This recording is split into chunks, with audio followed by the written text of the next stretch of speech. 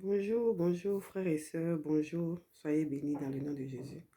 Aujourd'hui, j'aimerais bien aborder un sujet qui concerne beaucoup de nous, qui nous concerne, c'est des choses de quotidien qu'on voit souvent avec nos sœurs, nos amis, nos parents, nos grandes sœurs, nos mamans.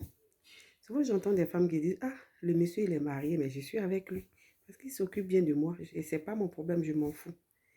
Quand on a la crainte de Dieu, ce genre de paroles-là, ça ne doit même pas passer dans notre esprit. Ça ne doit même pas sortir dans ta bouche. Chaque femme est appelée à se marier. Chaque femme est appelée à avoir un foyer. Mais si toi, ton foyer tarde, si ton foyer ne vient pas, peut-être que tu ne vas pas te marier. Ce n'est pas pour cela que ta vie va s'arrêter là. En profite de la vie. Bénis ton Dieu pour la santé, pour la vie qu'il te donne. Mais tu ne vas pas aller sortir avec un homme marié sous prétexte qu'il s'occupe de toi. Mais toi, qu'est-ce que tu gagnes dedans? Qu'est-ce que tu gagnes? Le monsieur, il vient et te dit, oui, je ne suis plus avec ma femme, ou bien dans le foyer, ça ne va pas. Mais si ça ne va pas dans le foyer, pourquoi elle est encore dedans? Pourquoi le soir, il s'en va dormir avec elle? Pourquoi les dimanches, ils sortent ensemble? Pourquoi les week-ends, ils sont ensemble? Pourquoi ils voyagent ensemble?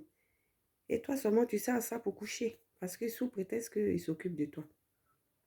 Ma soeur, je voulais te dire, aie la crainte de Dieu. Aie la crainte de Dieu. Et mets-toi à côté. Dieu même saura à quel moment il va t'envoyer ton homme. Parce que dans la Bible, c'est écrit dans le livre de Corinthe, celui qui se met avec la prostituée devient une chair avec elle. C'est-à-dire ce que le monsieur il fait, c'est une prostitution. Parce qu'il a une femme à la maison et il vient coucher avec toi. C'est de la prostitution. Et si toi tu es avec lui, tu t'associes à lui, vous devenez une seule chair. Et c'est un esprit qu'il y a derrière ça. Et toi tu ne le sais pas. Et fais attention. Je te dis bien, ma chérie, fais attention. Parce que si demain tu arrives à sortir de cette situation, que tu as un foyer, ou tu es avec un homme, ça va te venir d'aller le cocufier, d'aller le tromper. Parce que déjà, dans le passé, tu arrivais à gérer une relation comme ça, à gérer un homme marié.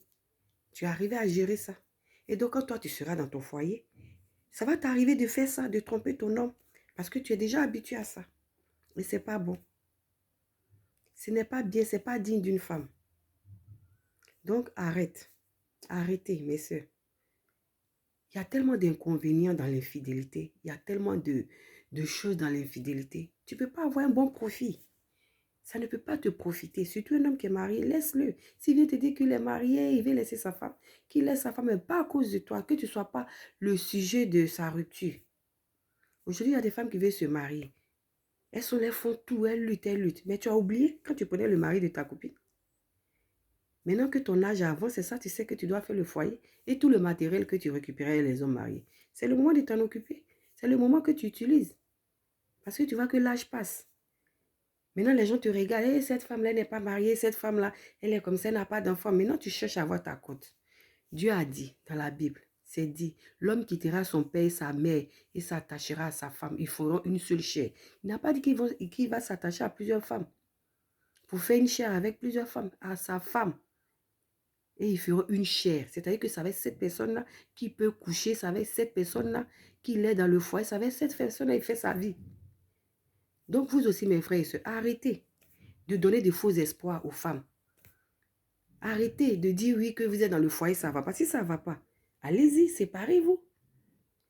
Mais un chrétien ou une chrétienne, même si ça ne va pas dans ton foyer, tu dois prier. Tu dois implorer la grâce de Dieu pour que ça aille. On ne se marie pas demain pour divorcer. On ne se marie pas demain pour dire ça ne va plus dans le foyer, je m'en vais. Laissez les femmes avec des enfants. Aujourd'hui, il y a plein de femmes qui se retrouvent avec des enfants. Ce n'est pas leur faute. Le monsieur est parti.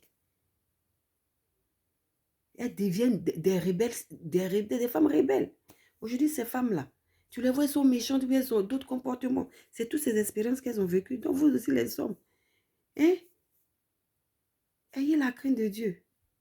Ma soeur, moi, le conseil que j'aimerais te donner, prends ton mal à patience. Prie ton Dieu. Confie-toi à Dieu. Demande-lui de t'envoyer un homme selon son cœur. Pas un homme que toi tes yeux, la convoitise.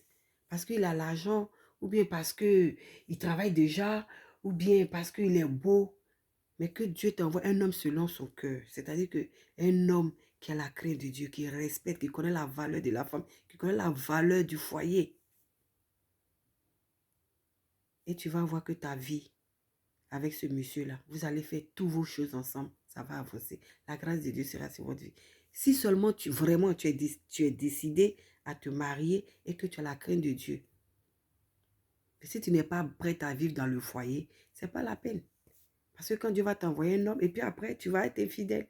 Donc les hommes, arrêtez de faire que les femmes vont devenir des rebelles, ou bien les femmes vont dire, ouais, je m'en fous. Il dit, de toute façon, dans le foyer, ça ne va pas. Moi, je vais le prendre, ou bien il s'occupe de moi. Alors que tu sais très bien que tu ne vas jamais l'épouser, tu ne vas jamais laisser ta femme, et tu ne vas pas l'envoyer quelque part. Après, vous leur faites des enfants, et maintenant, la femme qui est dans le foyer, demain, elle apprend, et puis elle aussi, elle souffre, et vous foutez la merde partout.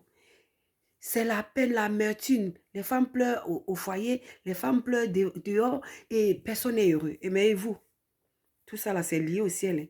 La Bible nous dit, ce que tu vas lier sur la terre, ça sera lié au ciel. Donc vous allez rendre de compte un jour au Seigneur. Donc arrêtez ça. Que Dieu vous bénisse. Shalom.